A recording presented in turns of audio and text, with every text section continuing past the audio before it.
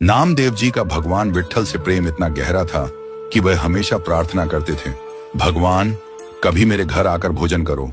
भगवान ने उनकी भक्ति को देखकर एक दिन कहा, नामदेव एक दिन मैं तेरे घर आऊंगा, लेकिन आज मैं तुझसे कुछ मांगता हूं। ठाकुर जी बोले, आज तू मेरी जगह मंदिर में खड़ा हो जा और मैं तेरे घर जाकर भोजन करूंगा। भगवान ने नामदेव जी को विट्ठल रूप धारण करा दिया और उन्हें गर्भगृह में खड़ा कर दिया।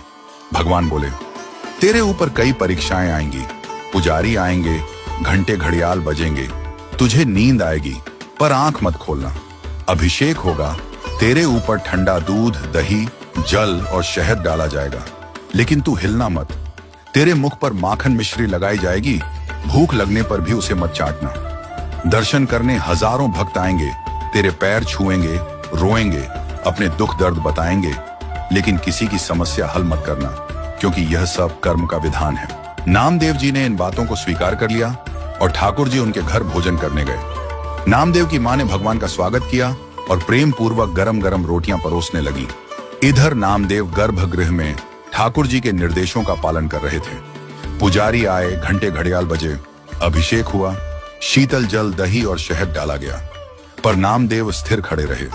उनके पैरों से भक्तों ने अपने सिर लगाए, पर उन्होंने कोई प्रतिक्रिया नहीं दी। तभी भगवान ने नामदेव की परीक्षा लेने का विचार किया। वे एक साधारण वेश धारण करके मंदिर पहुंचे। उन्होंने देखा कि नामदेव विट्ठल के रूप में गर्भगृह में खड़े हैं। भगवान ने मन ही मन नामदेव से कहा, नामा अब तो उतर जा। नामदेव ने जवाब दिया, भगवान आपने कहा था कि हिलना मत, मैं यहां से नहीं हिलूंगा। भगवान ने कहा, नामा मैं तुझसे विनती कर रहा हूं। नामदेव ने कहा, अगर हिला तो पुजारी पहचान लेंगे और मेरी पिटाई होगी।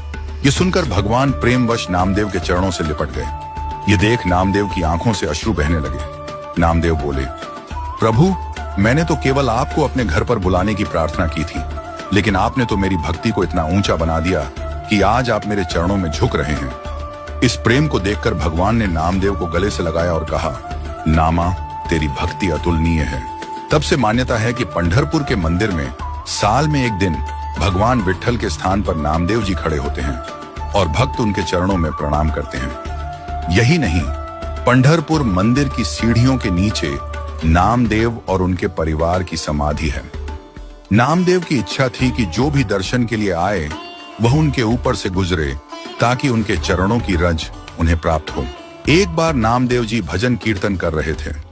हजारों वैष्णव नृत्य कर रहे थे। पंढरपुर के गर्भगृह में खड़े भगवान विट्ठल कीर्तन की मधुर ध्वनि सुनकर विह्वल हो गए।